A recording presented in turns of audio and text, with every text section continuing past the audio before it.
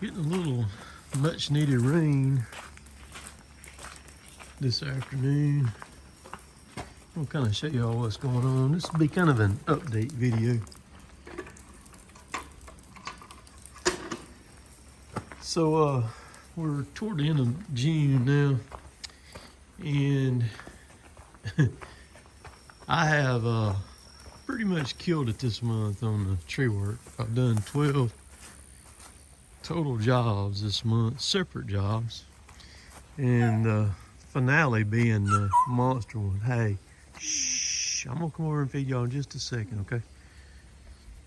Y'all check this out. Some of y'all have seen, that follow me on Instagram, have already seen this. Again, a lot of times Instagram will post stuff well before I post it on Facebook. This is the butt where I cut it. You can see the hinge right there across. And then this is the bottom side of this, and where I cut it off. Where I cut this son of a gun off right here was 78 inches wide, or 6.5 foot. This is a dang red oak that was overhanging the house, and I've got a full video on it. Great video, really good stuff. And I talk through the video about a lot of different things that I'm doing, and you can see the limbs on it. Those are this is the part of the main trunk of the top right there, and then those are the darn limbs that were coming off of it. The limbs were as big as regular trees. There's a humdinger right there. So there were 2 trees. Y'all seen the video on the one that blowed down. I got it up, got a log off of it. And I think that log was 36 inches on both ends, maybe 37, 38 on both ends of it. Really big, heavy log. So I started working this one up, and I cut, see, it's a little rotten right here. And I felt that when I was boring through it.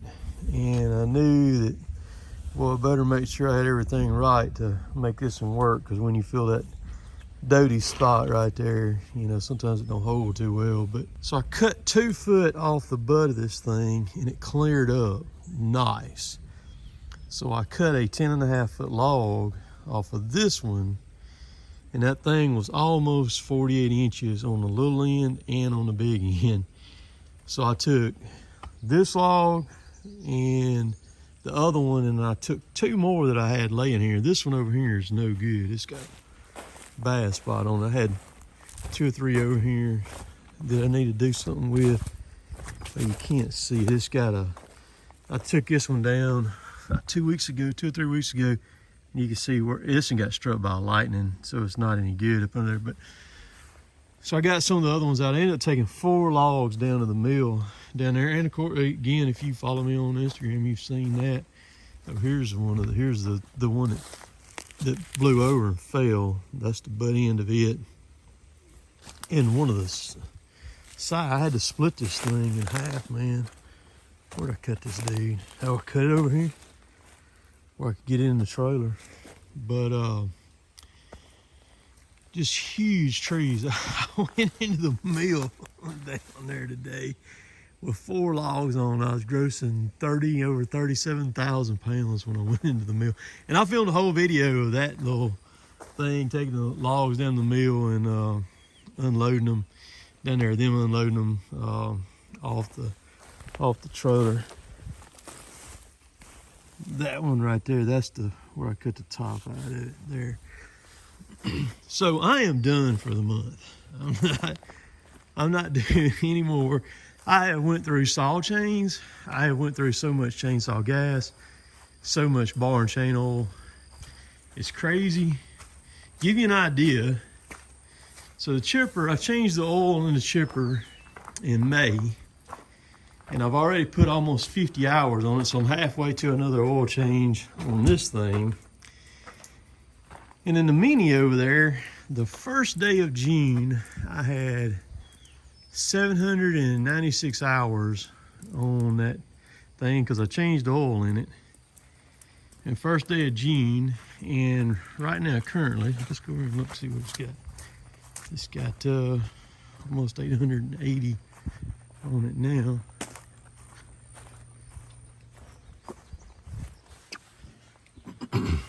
Let's see what she shows up.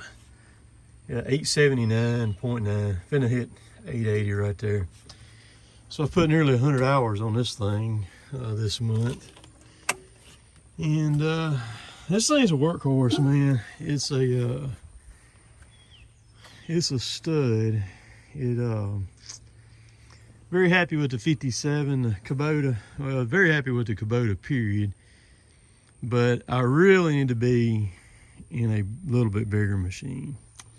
I'm not sure what I'm gonna do. What I will go with, or when it probably next year before I do it. But I need something got a little bit more balls than this thing does.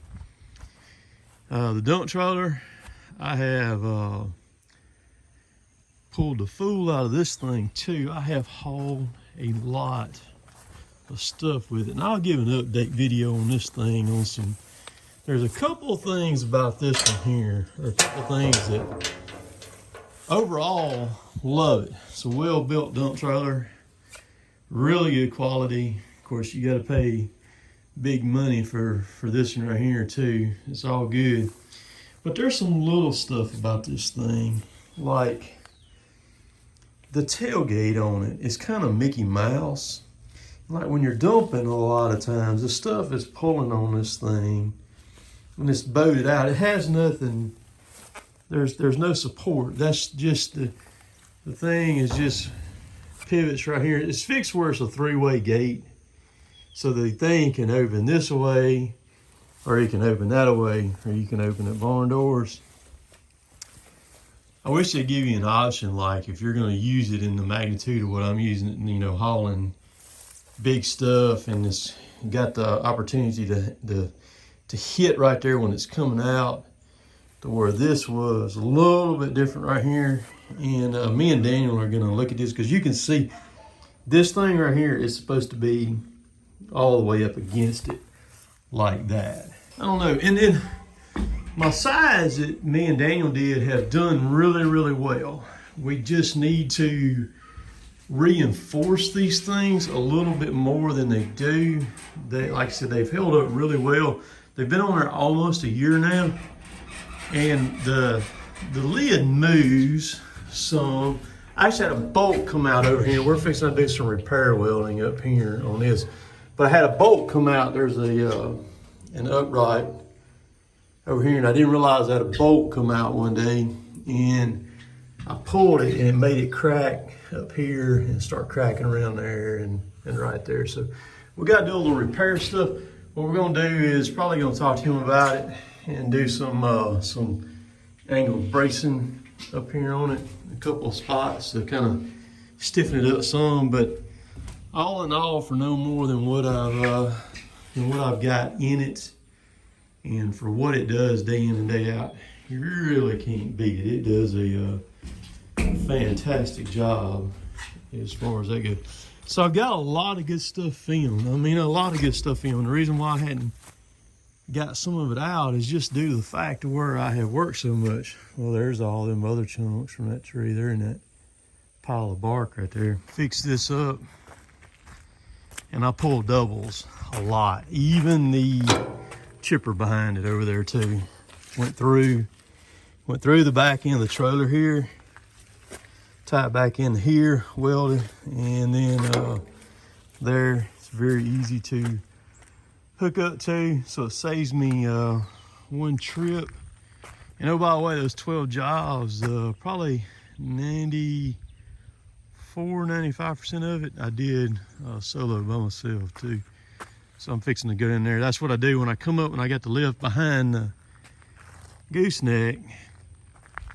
I drop it right there and then pull the gooseneck on up, and then I could run out there with the Mini, grab it and put it under the shed there, plug it up where to charge. But it's a lot going on. Like I said, I'm not going to do anything next few days. I'm gonna run to the bank in the morning. I got to deposit everything, and then I think I'm gonna get on the road and go hang out and everything. Do some fun stuff, and I'll try to get some of these videos that I've got filmed, get them edited up, and get them posted for y'all to watch. Cause like I said, it's some good stuff. So. Alright, just put the lift in there. Got it plugged up. Put the Mini up in here. Get it parked up too.